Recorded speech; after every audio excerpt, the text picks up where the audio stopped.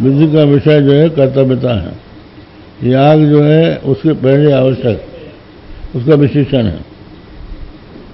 तो परमात्मा के ज्ञान में ये नहीं है।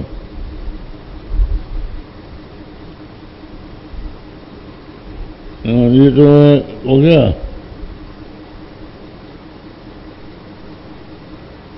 ये हो गया, यहाँ है रूपणम ज्ञानम प्रागति शेषा। रूपणम माने ज्ञानम, माने जो विधेय है उसका ज्ञान पहले होना चाहिए। तथा च परमात्मा ज्ञानम कर्तव्यमिति वाक्यातधीर न भवति।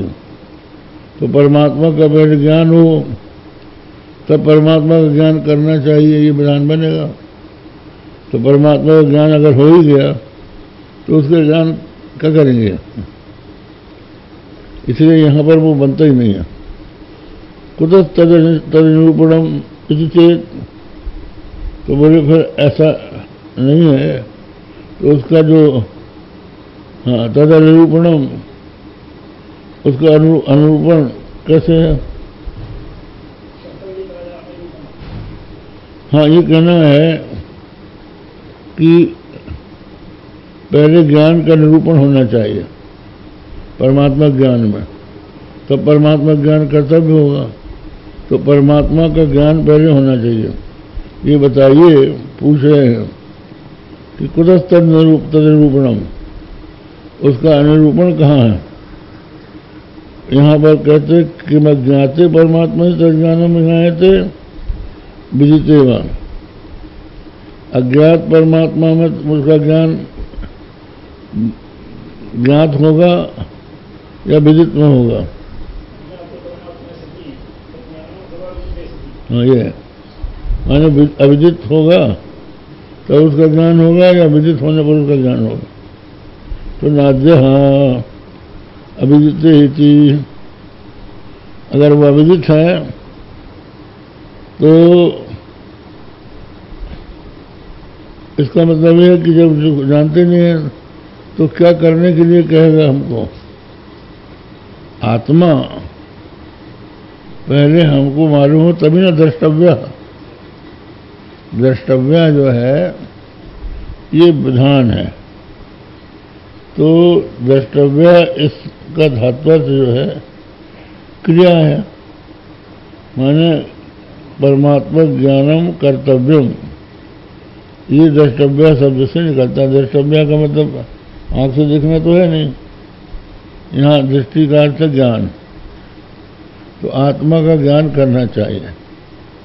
तो जैसे याग कर्तव्य, तो कर्तव्य के पहले याग का हमको ज्ञान है, उसी प्रकार आत्मा का पहले हमको ज्ञान हो तब उसकी कर्तव्यता का ज्ञान होगा। तो आत्मा का ज्ञान पहले हो गया है कि नहीं हुआ है? हाँ हाँ जी हाँ, बहुत ठीक। राम को देखना चाहिए, ये किसी ने कहा। राम को देखना चाहिए तो देखना चाहिए, ये तो हमको समझ में आ गया। लेकिन राम का यदि हमको ज्ञान है कि राम कोई व्यक्ति है, तब तो हम देखना चाहिए इसका अर्थ समझेंगे। राम ही को नहीं जानते तो किसको देखना चाहिए? हैं? हाँ, ये मतलब यह है कि उस वस्तु का जिसको जानना है उसका पहले ज्ञान हमको होना चाहिए। अगर क्रिया है, ये ज्ञान अगर क्रिया है तब ये बात लगती है कि हमको उसका पहले ज्ञान होना चाहिए।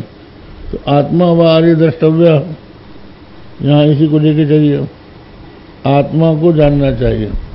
तो आत्मा का पहले आपको ज्ञान हो गया है, उसके बाद कह रहे हैं कि आत्मा को जानना चाहिए। तो अगर ज्ञान नहीं है, अविदित है वो, तो किसका ज्ञान करना चाहिए? ये देखिए, अविते परमानते तद्धियो न खड्रूपिता घटनान्विता। अगर परमात्मा अविदित है तो उसमें बुद्धि नहीं होगी क्या क्या करना चाहिए। तो आत्मा का फिर ज्ञान है, ज्ञात हो जाए आत्मा, उसके बाद फिर उसको जानना चाहिए। तो जब हमको ज्ञाता ही है तो जानना चाहिए, क्या मतलब? ज्ञान तो हो ही गया, दोनों स्थिति में नहीं बनता है। तो बोलते हैं कि नहीं विशेषणी भूतम परमात्मानम अज्ञातम अज्ञात्वा परमात्मा ज्ञानवती ज्ञातुम शक्यम परमात्मानं द्रष्टव्यम परमात्मा द्रष्टव्य, ये याग कर्तव्य, याग करना चाहिए। तो ये करना चाहिए यजित में विशेषणीभूत है याग, उसका पहले से ज्ञान चाहिए। इसी तरह से परमात्मा को देखना चाहिए, तो इस देखना चाहिए इस क्रिया का विशेषण हो गया परमात्मा। परमात्मा के ज्ञान के बिना परमात्मा को देखना चाहिए, इसका कोई अर्थ ही नहीं निकलेगा।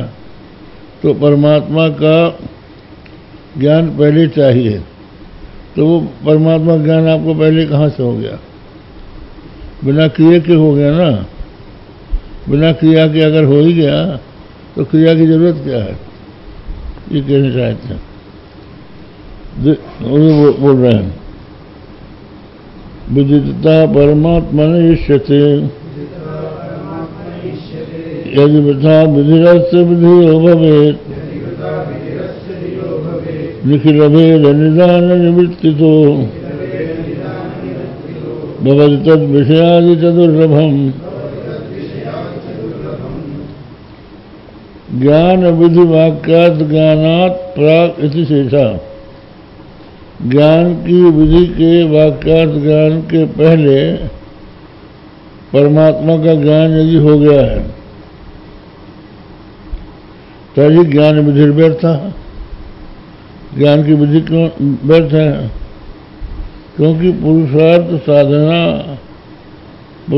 साधन आत्मज्ञान से प्राग्यो सिद्धत्वात्, पुरुषार्थ का साधन जो आत्मज्ञान है वो पहले ही सिद्ध हो गया है। आत्मा का ज्ञान हमको हो गया, फिर उसके बाद और क्या करना है? ये वृथा है।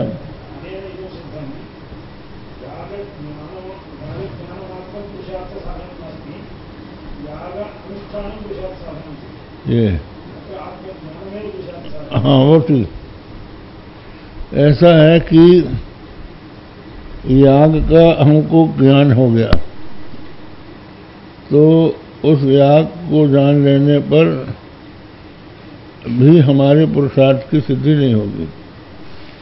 पुरुषार्थ क्या है याग का? याग में हमारी प्रवृत्ति क्यों होती है? क्योंकि हम स्वर्ग चाहते हैं। स्वर्ग कामो यजेत, स्वर्ग की इच्छा से यजन करें। तो याग का हमको मालूम हो गया, ज्ञान हो गया पहले। ये मीमांसा में एक विधि होती है, उत्पत्ति विधि।